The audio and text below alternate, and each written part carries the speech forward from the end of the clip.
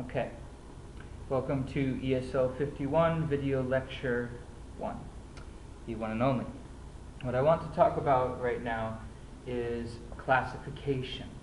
Okay, we have looked at our student academic misconduct policy, and I want to talk about 3 specific classes of cheating which you find within the academic misconduct policy. But first, I want to define classification.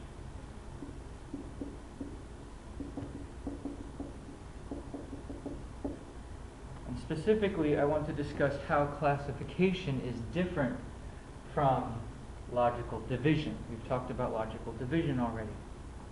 All right. So when we think about logical division, we analyze one whole, right? And what are the different parts of that whole? Well, classification is quite similar. We can look at one whole, such as animals or plants, and we can look at the different parts of that whole, such as seed-bearing plants, plants which bear spores instead of seeds. And looking at animals, we can look at different classifications of animals: cats, dogs, humans, fish. These are all animals. These are classes. So when we look at a classification of animals, we have many different classes: cats, dogs, and fish. Okay? And within this classification itself, we talk about wild cats, domestic. Right? We can classify fish according to their size or their diet: bottom dwellers versus meat eaters. All right? So in logical division, you can perform the same kind of logic, starting with a broad category and moving down into sub-portions of that category. The only difference between classification and logical division is that classification has more established categories. Okay? They are more established. They are more recognized. There's less creativity in classification. Division, you have much more creativity with your items. Classification, strictly scientific. All right. So this is classification. But we aren't classifying animals or plants. We are classifying types of cheating. Right? So we have many different kinds of cheating that we've looked at already. Okay, submitting work other than your own, substituting for an examination or a quiz. These are all examples of cheating. But I want to focus our cheating category to just cheating in the writing classroom.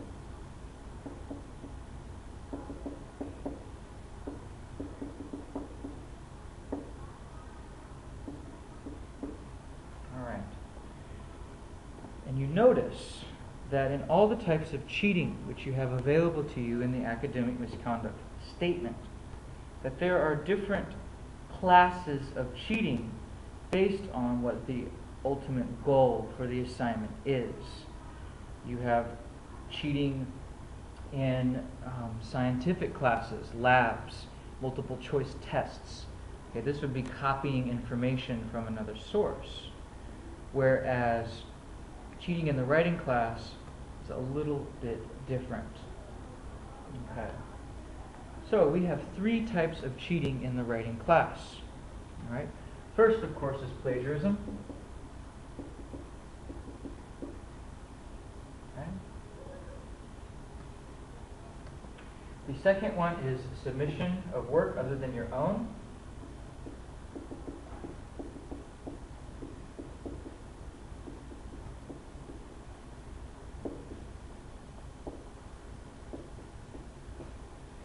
Be the example of turning in someone's essays who has already taken ESL 51, turning in their essays. And the example of collusion, which which we looked at, we have approved collusion or approved collaboration, right? So of course this is unapproved.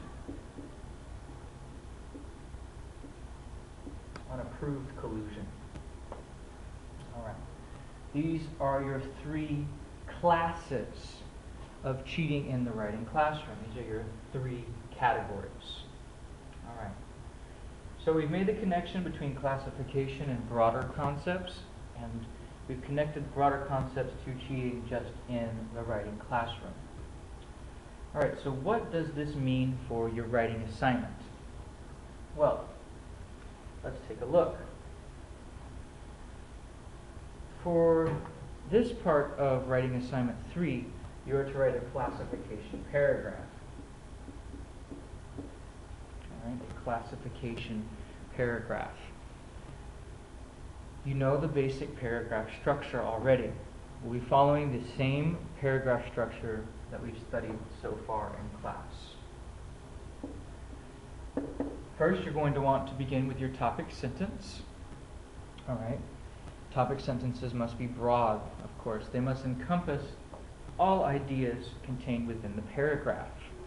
Okay. So here is where we begin to insert our classes. All right. We are looking at one specific type of cheating, right? Cheating in the writing classroom.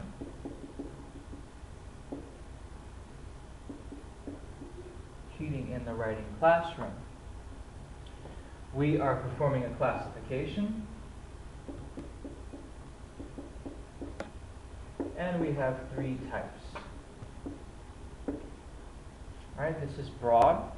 We are classifying three types of cheating in the writing classroom. All of this information should be found within your topic sentence. Okay? After the topic sentence, you have your supporting details, your three classes of cheating in the writing classroom. Supporting detail number 1 is plagiarism. Supporting detail number 2 is submission of work other than your own.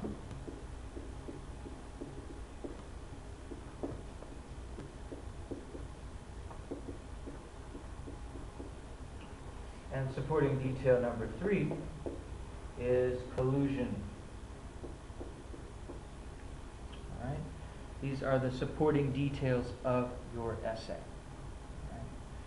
So, when we talk about sentences which function to introduce ideas, each supporting detail sentence should first introduce the idea. All right? And I recommend in introducing the idea that you also include a definition. All right? You're going to want to first define all of the different classes of cheating. Plagiarism defined. Submission of another's work, defined.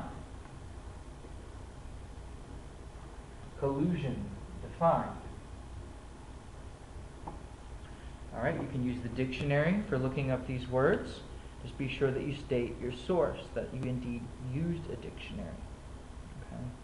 Or you can reference the statement on academic misconduct. Plagiarism is defined in the statement of academic misconduct. Collusion, there's also a discussion of collusion in the statement of academic misconduct. Or you can define these things in your own words. All right. So this is the basic structure of the classification paragraph. 3 classes of cheating. But the main question you all may be having is, how do I develop these ideas? Yes, I state they exist, I introduce them, and I define them. But this paragraph needs to be 150 to 250 words. So, how do you boost your word count? Well, within supporting details, we have our development. So we want to develop each class of cheating. All right? So I'm going to erase to give myself a bit more room to approach development. So we're just in our supporting details, plagiarism. Supporting detail, submission of another's work.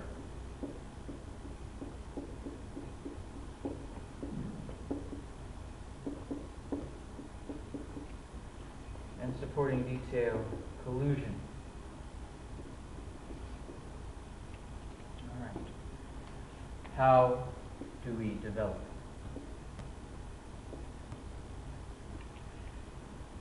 Well, we've already looked at some examples of how to develop supporting details. We have facts, explanations, examples, and quotes. All right, you can state facts about plagiarism. Is it a common practice? We even talked about in class how certain degrees have been taken back from people because they have been guilty of plagiarism. All right, so these are facts, and you can use points that we make in class as well. All right. Explaining how someone plagiarizes, giving a story for an example of someone who plagiarized, or quotes, maybe not, I'm not really sure. Perhaps there's a famous quote about plagiarism that you can use. I'm not really sure about that. You have to look it up. But I want to develop our strategies for paragraph development. I want to develop development. In this class, we will approach a number of essays: expository, logical division, cause and effect, compare and contrast, and argumentation. All right? Did you get all those? Let me put them over here to the right. Cause and effect, compare and contrast, argumentation, logical division, process. For example, writings for a cookbook would be processes. Okay? And that's a pretty comprehensive list. You might also consider narration. Narration is like examples. Telling stories is narration. These different, what's called rhetorical strategies,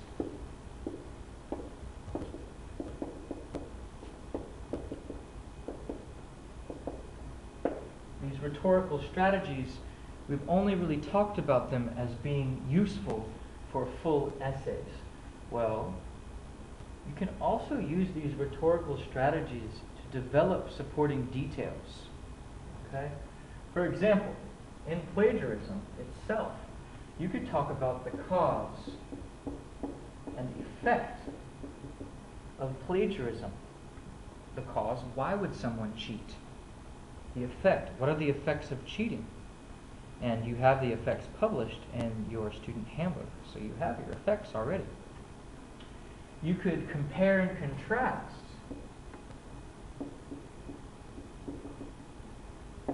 the experiences of two students, one who plagiarized and didn't learn anything meaningful from the assignment and got caught and perhaps kicked out of the class. You could contrast that with a student who does the assignment for himself or for herself, learns something meaningful, and makes a good grade in the class. Think about process. What process does someone have to go through to commit plagiarism? All right, you could think of first, second, third, these different steps of plagiarism. And any one of these, you could argue against someone who is considering plagiarism. All right, you could logically divide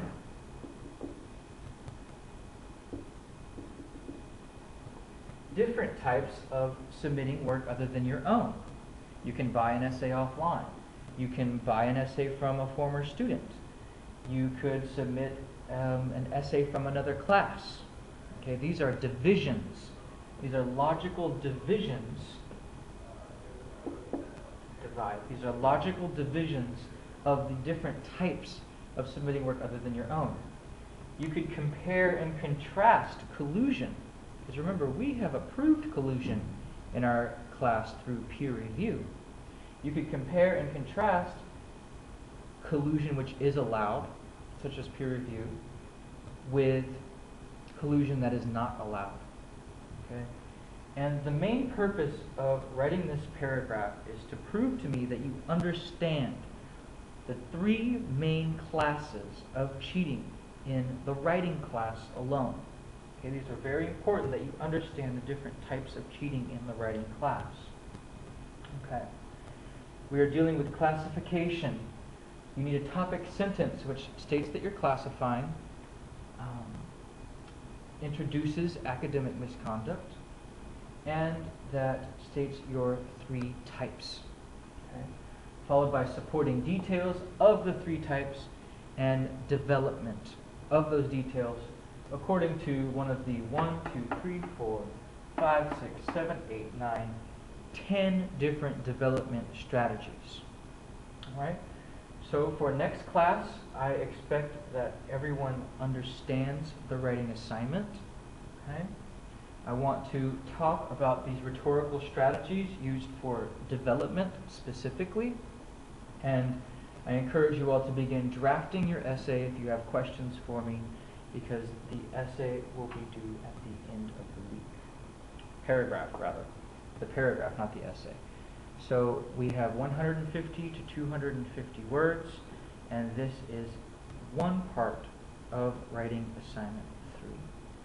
All right, thank you for your time, and I will see you all soon.